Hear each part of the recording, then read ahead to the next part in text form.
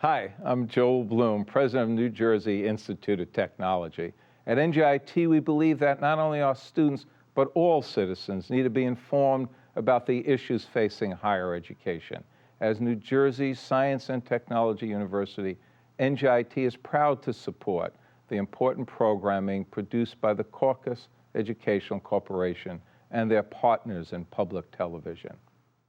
Funding for this edition of State of Affairs with Steve Adubato has been provided by the Northward Center, the New Jersey Economic Development Authority, Valley Bank, Holy Name Medical Center, this place is different, NJIT, New Jersey Institute of Technology, the law firm of GIBBONS, PC, and by Choose New Jersey. Our mission is attracting companies to the Garden State. Promotional support provided by AM 970 The Answer and by Jaffe Communications, supporting our state's innovators and changemakers with public relations, creative services, and more.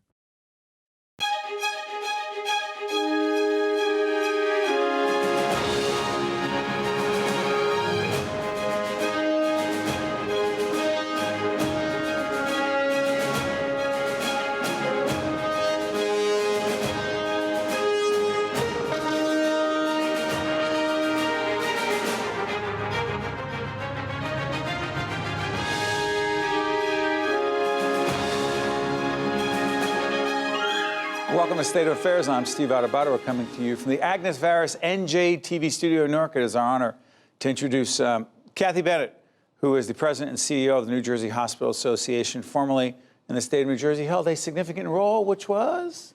The Commissioner of Health. Oh, yeah, that role. Yes. How different is this role? This one's pretty different. In the role as commissioner, you worry about regulating hospitals and other licensed health facilities, and you worry about public health. Those are the two really significant roles. And here at NJHA, I'm now looking at not just what are the roles of licensed facilities, because we have hospitals, we have the whole post-acute continuum, we have behavioral health providers. We're also thinking more broadly, what's our role in terms of promoting health overall, improving the health of New Jerseyans? And let's get right into it. If you're listening to on the audio side, Cathleen Bennett is the president and CEO of the New Jersey Hospital Association. Vaping. You can't go anywhere without hearing it, seeing it, the media covering. You and I were just talking before we got on the air. First of all, how bad is the problem? Oh, it's pretty significant. I think it's our next, major public health crisis. Because? So if you take a look at vaping, here in the country, we're seeing vaping-related illnesses that are creating serious lung injury. We're watching the CDC say that they have 40 people that have died from vaping. They're investigating hundreds of cases. Here in New Jersey alone, we have one person that's died, and we have 30-plus cases under investigation. This is a real significant issue. Kathy, how young are kids? Because I just told our daughter is 9, and I can't even comprehend it. And you said? Gosh, we, our Center for Health Analytics, Research and Transformation just finished doing a study. And we're on track this year to see 16,000 people present in the hospital and having said that they actually vape as young as 10 years old. 10? 10. How? How are they getting access to it? I think that's a really good question because, we have the New Jersey Smoking Act, which says that you have to be 21 to buy tobacco products, including vapes and e-cigarettes. So how are, those young as 10 getting their hands on it? It's clearly, coming through, getting somebody else to acquire it. From your perspective, do you believe that, and there are efforts to do this, do you believe vaping should be banned? So, I think it's a little premature to talk about banning vaping. I do believe, though, that you need to be over the age of 21. What we see are these long-term, health impacts, for example, that have been associated with tobacco. But we didn't know it when tobacco first came into, great popularity. If you think back to the 40s, the 50s, the 60s, it wasn't until 1970 that we banned, cigarette advertising on television. And now we have this new thing that came about, and just, it's relatively recent, and it's another nicotine delivery system. One more quick follow-up on this. And our executive producer, Jackie Heyer, were just talking about this. We're going to bring in some folks from the vaping industry because they testified before the current commissioner of Health, Judy Purse-Kelly, who held a hearing. And some of those vaping advocates said, you know what? This is, vaping, a safer alternative to smoking. We're going to have those folks here. You know that testimony. Yes, I do. You buy it?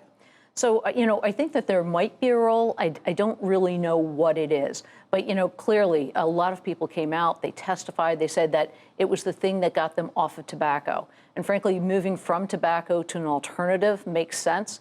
But whether or not vaping becomes, the new addiction, that's another, I think, big issue that bears exploration. That's one of the reasons why at NJHA we're looking at this, and we've created toolkits, and we're pushing them out to our members and other clinicians so that we start to ask questions and code what's going on with vaping. How often do you vape? Do you vape with nicotine? Do you vape with THC? We're looking at all those other types of additives because we've got to figure out what's that causal relationship with different diseases and illnesses. And while you're listening to Kathy right now, check our colleagues at NJTV News. Have been doing a tremendous job covering the vaping issue every day. New information. Switch gears. I want to cover two things. One, there was a mental health conference that you had, that the Hospital Association had.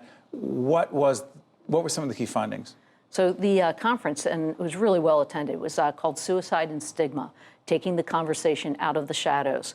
And we had one from school officials, guidance counselors, to clinicians, to mental health providers, to families coming in and wanting to talk about the stigma that attaches to mental health issues, the rise that we're seeing in depression and anxiety, particularly amongst preteen girls, and how that leads to things like suicidal ideation, attempted suicides, and some that actually die by suicide. We get any better in this area in terms of the stigma?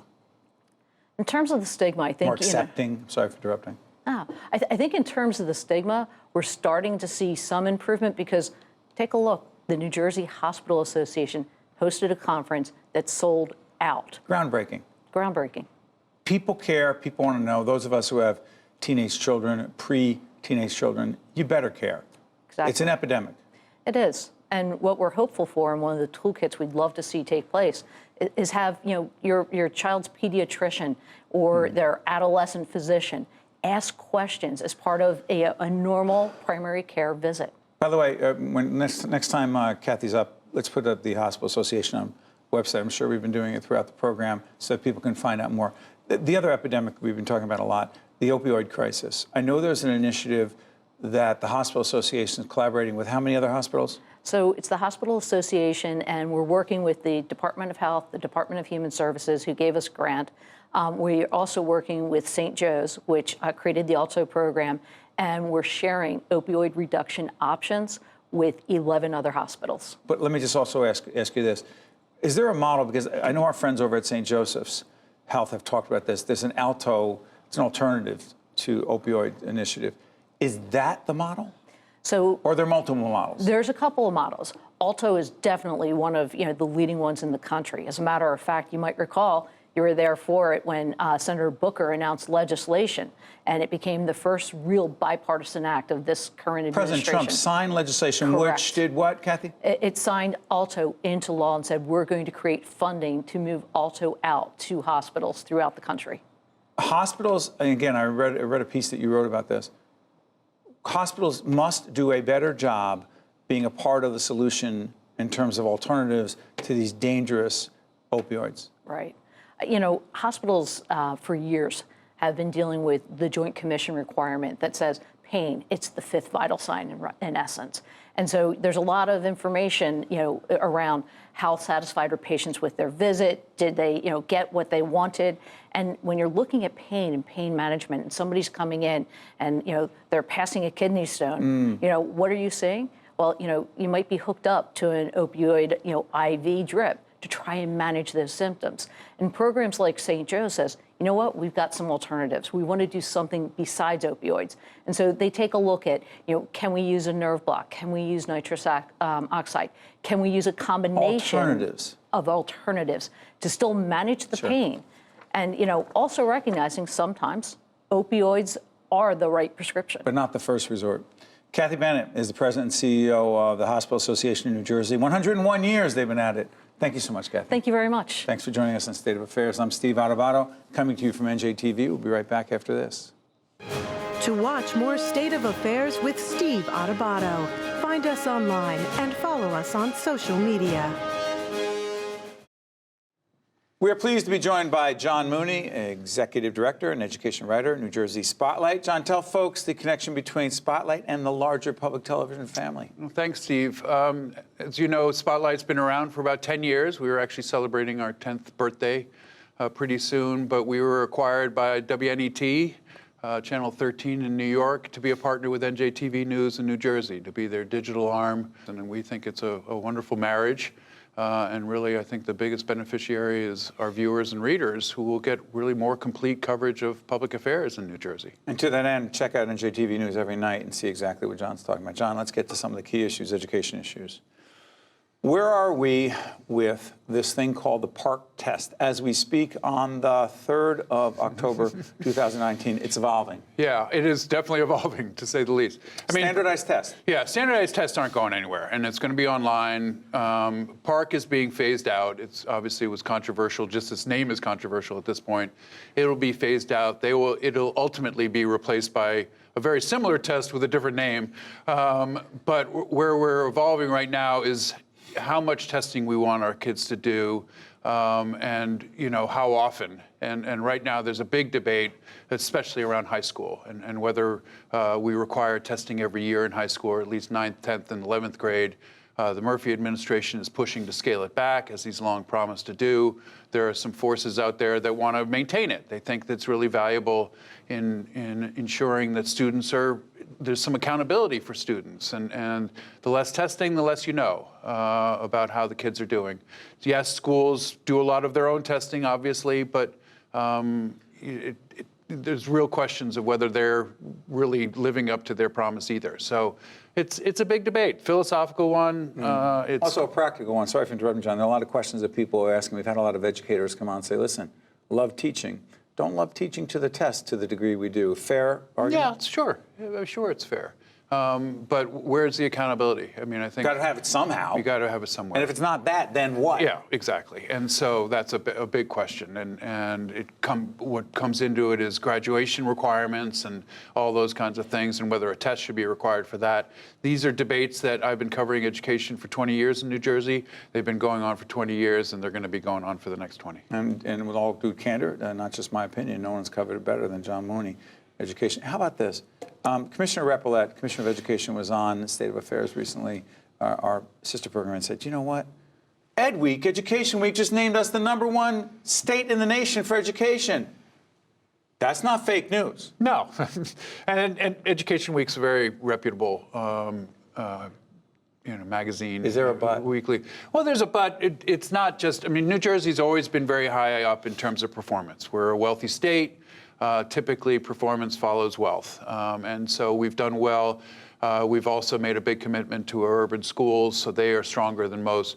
But a big part of that math, which gets skipped over, is how much we spend on our schools. And New Jersey spends as much or more than any other state on its schools. So it's not just about performance. It's really about investment and spending on schools as much as anything. John, help people understand. The state constitution of 1947, in fact, when it talked about schools, said that the state had the responsibility. The state, while there are 600 plus school districts, the state ultimately has responsibility for largely funding the local schools in addition to property taxes, correct? Yeah, specifically it says the state has a responsibility to provide a thorough and efficient system of education for Lots of debate as to what that means to different people. Yeah, there's been a few court cases around that one. Just a few. Abbott versus Berg being the big one. Yeah, check out that. How about this?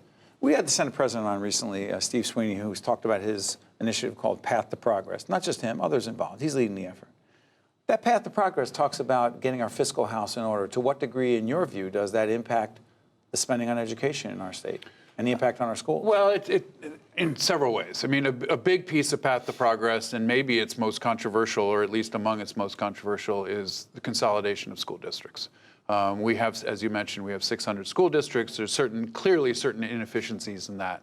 But there's also a huge political reality of home rule and the rest. He wants to at least start that process where we're moving away from small K to 6 districts, one school districts, though there are very few of those left, moving more to a K-12 system, merging high school regionals with the districts that feed into them.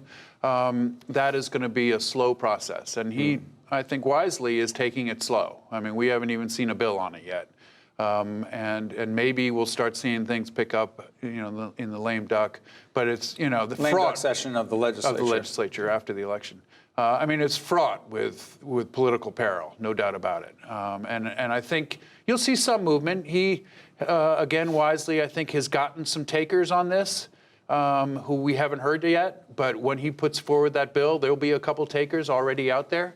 And maybe Sussex County has talked a lot about it. Salem County, maybe that could even be a county district. So I think he's going to have some ducks in a row, and that will be interesting. But it's a tough sell. Try this. Governor Murphy recently talked about expanding pre-K funding, right? That's not the first time. It's continued to expand. This whole idea of universal pre-K, where are we right now? How close are we to that, and why does it matter? Loaded questions, I know. Well, yeah. I mean, we're a ways, quite a ways from universal, but it is expanding. It's obviously in all the Abbott, the neediest districts. Abbott, is it 28 or 31? 31. 31 Abbott districts Which that are is defined by largely, the courts. Yeah, defined by the courts, and they're largely the neediest, but there's lots of poor kids who don't live in those cities. And slowly but surely, they're reaching them. I think, we're roughly probably a third of the way there in terms of reaching all those kids in those communities. For universal, for pre-K? Well, for students who would be eligible as low income. It's not all kids out there by any means. And it's huge. I mean, the benefits of pre-K, ask anybody who sends their kid to school before kindergarten, what the value it is for that kid then going into kindergarten and on to the higher grades. It's, learning those skills early, social, learning early letter skills, early math skills. There's no doubt the benefit. And it's both empirical and anecdotal. So, it is, I would say Governor Murphy's biggest accomplishment so far is getting that going. Revived, it sort of went dormant under Chris Christie for a while. It didn't shrink, but it didn't grow. Now it's starting to grow. And by the way, check out pre-K, an initiative we have, we'll put up on the air right now, our website from right from the start, NJ, which focuses on the importance of early child care, 0 to 3, if you will, birth to 3. John, vaping and our schools. I mean, there's a large societal question. We'll have the Commissioner of Health talking about it, Judy Persicelli and others. But as an educational school issue, you say? Yeah, I mean, it's ubiquitous. And I know a lot of educators, obviously, and talk to them. And, starting in 5th grade, maybe even a little younger, but certainly 5th, 6th grade, these kids are bringing them in, and they're sneaking them off into the bathroom. You hear stories in high schools where they're in the back row, leaning on their collar. So it's everywhere, and educators have talked about it more than most. I mean, it really, in the last couple of years, just sort of came out of nowhere. As in terms of popularity. Now the dangers, how that all shakes out is going to be interesting. But the role of the schools, sorry for interrupting, John, the role of the schools in all this is? To not allow it, but it is. But to police it, do they have the resources to police this vaping crisis? And it can be so concealed. I mean, that's the thing, and it can be odorless. And I don't know a whole lot about it, certainly having never done it, but it's certainly real, and it affects schools. Before I let you out of here, a place for the future of local media. You know it well. Yeah, it's a really interesting time. I mean, it really is, to say the least. I mean, I think Spotlight has found a really good place for itself and for the state. I think public media in New Jersey is strong, but it's evolving. We're weighing how do we transition to a more digital. I mean, we all carry these phones. That's our newspaper now. And talking to each other through social. These are all, it's a very different world than when I started as a reporter, back in, I won't even say the year. But many years at the Ledger and doing great work. And by the way, we're evolving as well at our not-for-profit production company. John, thank you. Always a pleasure, Steve. We learn a lot every time you're with us. To watch more State of Affairs with Steve Adubato, find us online and follow us on social media. We're pleased to welcome Leslie Anderson, President and CEO of the New Jersey Redevelopment Authority. Good to see you, my friend. Good to see you as well, Steve. Thank you for having me. 20 seconds on the organization. What do you do? Who do you do it for? We serve the underserved in New Jersey. We come in with technical assistance and financing to go in New Jersey's most urbanized communities and redevelop neighborhoods. We pride ourselves in taking the upfront risk and being there first, whether it's a mixed use, it's a housing project, a charter school. We are there first to turn that neighborhood around and make it a better place for people to live and to work and improve their quality of life. Leslie, is it grants, loans, what? It's a loan, Steve, come on. It's a loan. And you know why we do loans? So that we can turn it over and over and over again. I don't want to use the teach a person to fish metaphor because I think that's kind of stale. Sure. But that's why we lend it, right? Because what that allows an individual to do is to understand how to put that project together, and the next time they need financing, they can go to the private sector and secure that level of financing because they've done a project, they've paid us back, they've completed it, and they become very attractive to the private sector and wanting to make an investment. You know, we're taping in Newark, as I said, at NJTV News right here in the heart of Newark. There are different tiers of cities, communities. You're focused on, quote, tier 2 cities? Yes. But you're also doing work in Newark. Absolutely. So how does that, go ahead, explain I that. love the questions. I'm curious about that because I know towns like Bridgeton, smaller community, and others like the smaller communities. Irvington, Plainfield, East Orange. Not the biggest. Right. But what are you doing in Newark? So if you break Newark down into bite-sized pieces, there's still challenges in the neighborhoods. That's right. And those challenges in the neighborhood are reflective of tier 2 cities. So there's still work to be done. Newark is enjoying a renaissance. Particularly right here downtown. Downtown. One of the projects that we did invest in is Rector Street, 50 West Rector Street, Wasim Baraj, Shaquille O'Neal, doing all market rate. Shaquille O'Neal, just checking. O'Neal, yes. Who's born and raised Newark, Yes. New Jersey, born in Columbus Hospital. Yes. Back in the day. Yes. He still cares about the city. Yes, he Go does. ahead, I'm sorry. So we converted. TMI. No, it's fine.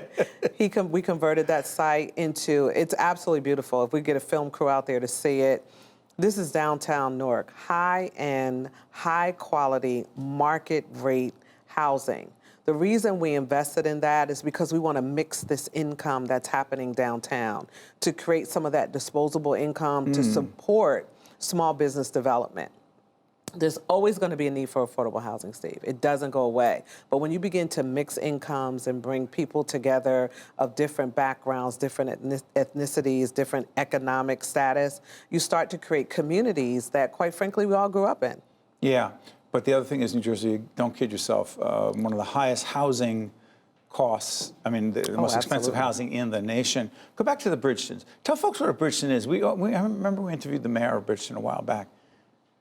It's a community people don't know, but it is a city in the southern part of the state. Absolutely. Go ahead, describe And it's it. absolutely beautiful. So what's great about Bridgeton, it embodies why we're the Garden State.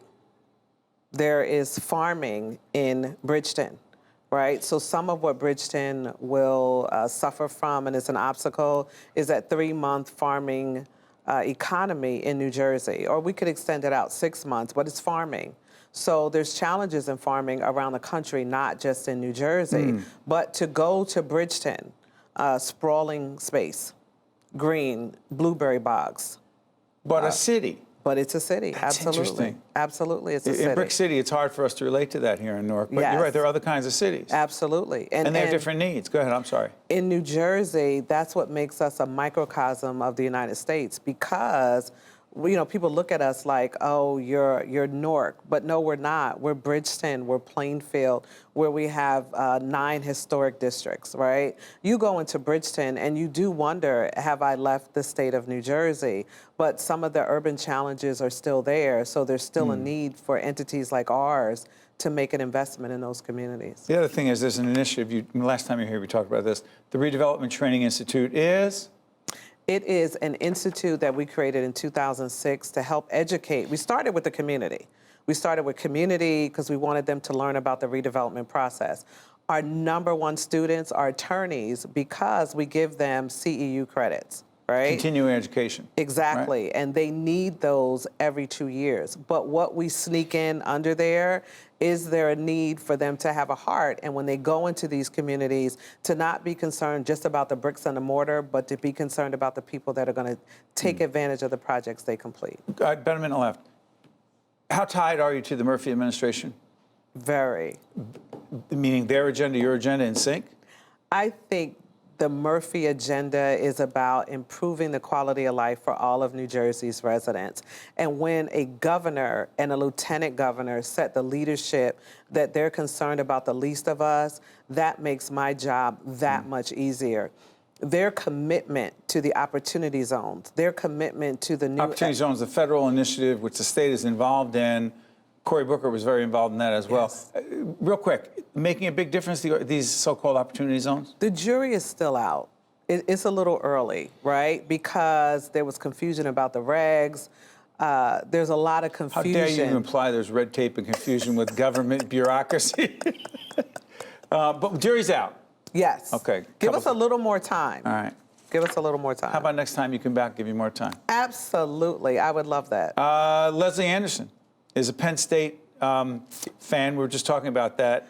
We are. I thought you weren't. We are. Don't go. I'm not going. I'm a Rutgers guy. I thought you were That's wearing okay. red. I'm sorry. You know why I'm wearing red. Why am I wearing red? Because today is? I don't know, but I'm wearing red for Delta Sigma Theta sorority. I always have the I red thought it was on. Giving Tuesday. That's why. I'm sorry, Leslie. We're on a whole But another give track. to Delta Sigma Theta. I'm sorry. I got will you. say Thank that. you, Leslie. My friend Thank Leslie you. Anderson, President and CEO, New Jersey Redevelopment Authority, and she's wearing red. We'll Yes. see. And I'm wearing blue. We'll see you next time. Right color, though. State of Affairs with Steve Adubato is a production of the CAUCUS Educational Corporation. Funding has been provided by the Northward Center, the New Jersey Economic Development Authority, Valley Bank, Holy Name Medical Center, NJIT, the law firm of Gibbons, P.C., and by Choose New Jersey. Promotional support provided by AM 970 The Answer, and by Jaffe Communications. When it comes to you and your family's health care, transparency is key. At Holy Name Medical Center, we believe in creating an environment where patients can be educated and informed so they can get the most out of their health care. As New Jersey's healthcare industry continues to evolve and change, Holy Name remains committed to providing patients with high-quality, accessible, and affordable health care.